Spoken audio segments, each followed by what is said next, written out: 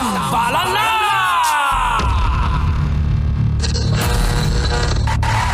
Ang tambalang kumikinang. Nicole Ayala and Diego Bandido.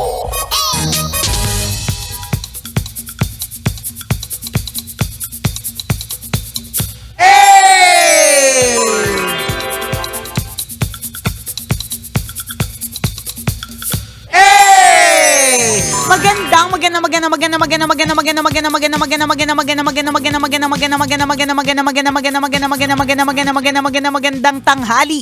Kumikinang na ulo, Diego Bandido.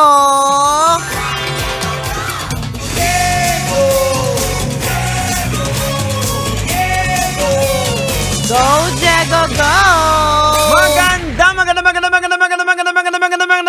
Magandang tanghali! Kumikinang ina!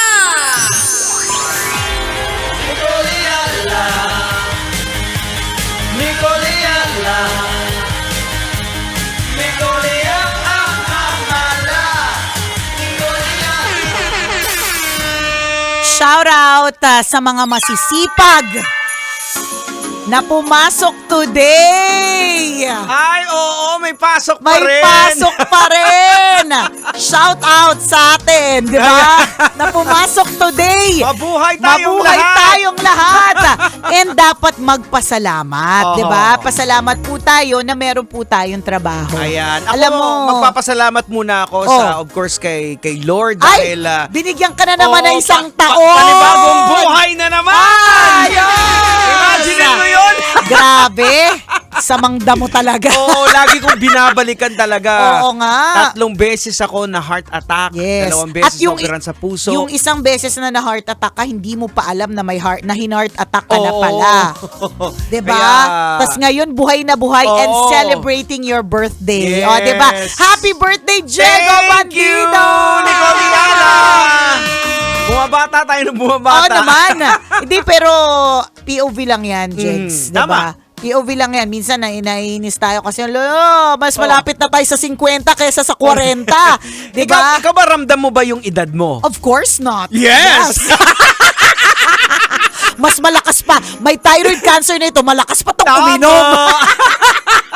So, it's a no for me. O, ikaw. Ako hindi ko ramdam yung age ko Diba? eh. Kaya hindi ko nga binibilang Yung mga asawa na nga lang po namin ni Diego Bandido ang nagsasabi sa amin na, huy, baka nakalimutan ninyo, may mga sakit kayo. Kung makapagtrabaho kayo, kung makapag-party kayo at makapagpuyat kayo, akala ninyo wala kayong mga sakit. Diba? Pinapagalitan po kami. Oo, but we're thankful actually na hindi natin naramdam yung, sana naman hindi ito yung parang merong singil pagdating ng panahon. I hope not, but we thank the Lord na tayo ay nakakaramdam ng kalakasan sa gitna ng sakit. Ayan. At kalakasan sa gitna ng edad. Ayan, isa po sa mga pinagpapasalamat po namin is yung mga partners namin. Yes. Yung wife ko po, yung husband ni Nicole din, because sila po yung check and balance eh. Correct, sila. Oo. Sila talaga. Alam mo, may mga... Sila yung taga-tapik sa amin eh. May mga times ba na yung misis mo si Let parang minsan hindi ka kinakampihan sa mga pinagagawa mo? Anong minsan? Lagi. Pinapagalitan. Sorry. Lagi pala. Ako kasi ganyan eh. Oo. Hindi naman lagi, pero una niya muna akong papagalitan. Pero pag nakikita niya ng nagtatantrum sa ako, umiiyak na ako, sa kanya na lang ako kakampihan. Para tayo. Pag hindi na, alam ba, nakalimutan ko inumin yung gamot ko. Oo, syempre Eh, magagalit oo. muna. Oo. Pag nakita niya na, iba na yung mukha ko, titigil Saka na lang siya siya. titigil.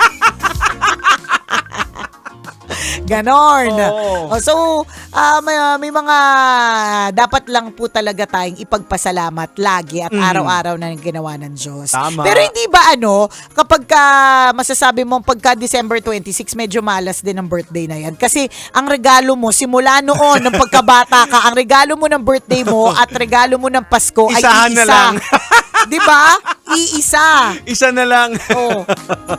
Ay nako, pero again sa mga kagaya ko na nagse-celebrate ng kanilang birthday, magpasalamat po tayo dahil nakarating pa rin po tayo dito sa moment na ito ng buhay natin. Yes. That's something to thank God dahil marami po sa mga naging kasabayan natin o mas bata pa sa atin ay hindi na po nabiyayaan na makarating pa sa panahong ito. Actually, yun yung katotohanan, di ba? So again, sa halip na magreklamo, mainis at mayamot na nagdagdagan na naman ng isang taon sa iyong buhay, ipagpasalamat natin. Ayan. Thank you, Lord! Correct. Dinagdagan nyo po ng isang taon Ayan. ang aming buhay. Binigyan nyo po ng one more year to live, si Diego Bandido. Ayan, thank you Lord. Ako on my own POV na ngayon na nag-birthday na, syempre, na may relationship na kay Lord, parang nagpapasalamat ako kasi sabi ko, another year na gagawa pa ako ng ministry, yung mga utos ni Lord. Yan. So, Oo. yun po yung pinagpapasalamat ko talaga. Correct ka. 'Di ba? So, yun na yung mahalaga po nating ipagpasalamat today Oo. and every day. Yung Ayan. ayan, yun yung sinasabi ko kanina, 'di ba? Na ngayon, December 26. Sa halip na magreklamo ka na, ay nako, Lubayan, Oho. may pasok, Friday. Alam mo yung alanganin na, nakagitna kasi siya, di ba? 24, 25, tas biglang Friday, 26, di ba? Ipagpasalamat mo na may trabaho ka at pumapasok ka. Kasi yan na naman yung sinasabi natin lagi eh.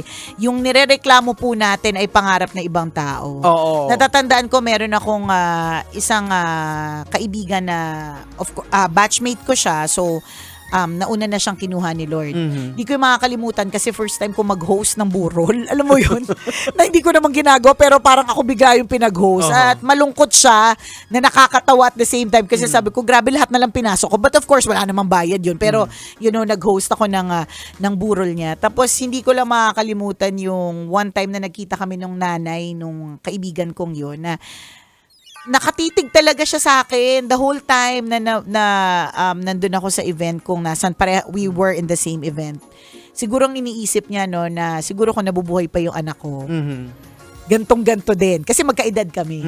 Yun. So yun yung sinasabi po namin na yung nirereklamo mong dagdag ng edad ay pangarap ng ibang tao para dun sa mga mahal nila sa buhay na yumao na sana umabot sa edad na meron ka ngayon, 'di ba? So yung nirereklamo mo rin na napasok mo ngayon, na alanganing araw, kailangan mo pa talagang pumasok, ay pangarap ng ibang tao na wish lang nila may pasok sila today. Kaya lang wala silang trabaho. Yung nirereklamo mong puyat kasi sunod-sunod yung mga ganap, 'di ba? Ay pangarap din ng mga iba.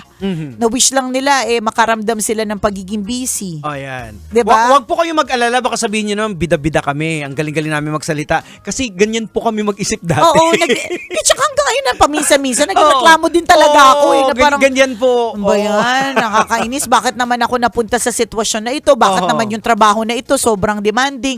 Pero meron pong mga tao magpapaalala sa amin na nagsasabing, uy, ang swerte mo naman kumpara sa iba.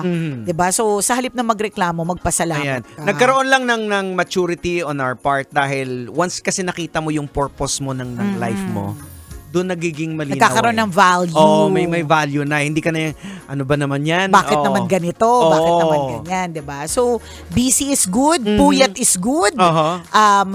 Your trabaho, na meron kang trabaho ngayon is good.